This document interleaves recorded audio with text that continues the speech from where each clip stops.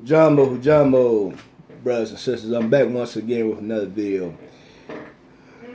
This video is dedicated to all my hood rats and chicken heads out here that's watching this video. When you name your babies, what are you thinking about? Well, I mean, I'm serious. What comes across your mind when you name your babies? Do you put any thought into the name of your baby? Or you just, whatever comes off the top of your head? Because that's what it seems like you're doing. It seems like you're not putting any thought to the name of your baby. Your names have power. Okay? Whatever you name your baby could very well help shape and determine your child's destiny in the world. But, of course, you don't think about that. You don't think about that because all you're doing is sitting around your ass all day doing nothing productive at all with yourself. So quite naturally, you're not going to be thinking about those things, but you should, because names have power. Now, I'm not the type of person that adheres to traditional names like Matthew, Mark, Luke, and John, and things of that nature. And I'm not opposed to being different. Say, for instance, an African name. Okay, my African name is Yeshaya Kamenwadi. Yeshaya is Hebrew for Yahweh has saved. Kamenwadi is Kemetic and it means to resist, warrior, not compliant to the status quo. That's what that name means. That's what it represents. So I in no way, if it's an African name and it has a meaning, then I'm all for that. I'm all for that.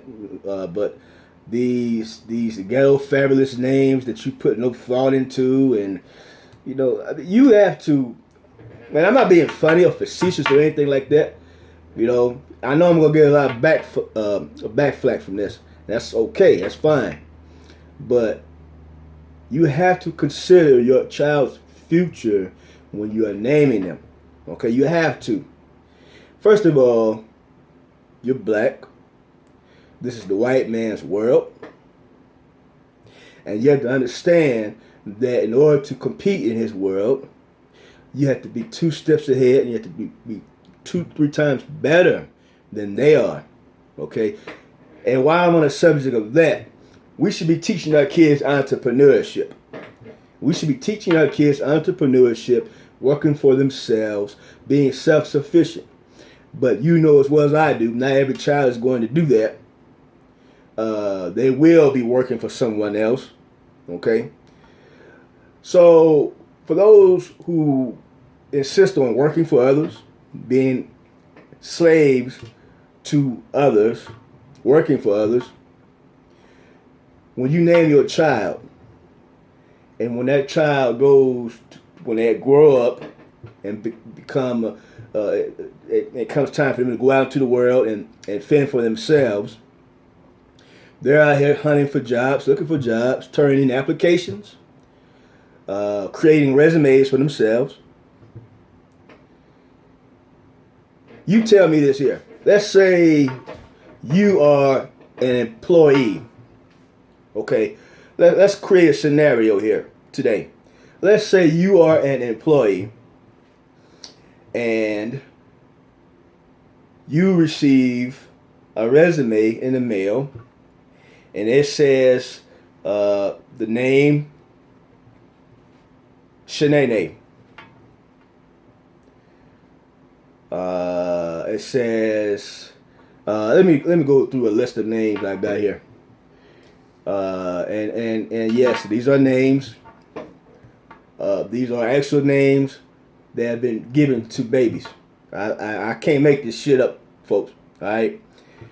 Shaniqua, Shanae, Rashana, Bankisha, Aquanetta, Diashanique. And let's get into the names named after alcohol. Alizé, Chardonnay, Moet. Then we got Mercedes. We're naming people after cars now. Mercedes, Then we got names like Kelshanique, Lavitrius, Deshaun, Dequan, Tiandre, Tranel, Santita, Tishane. The list goes on and on and on. Now, once again, put yourself in an employee's position. If you receive a resume, and they got either one of those aforementioned names on top, are you gonna take this applicant's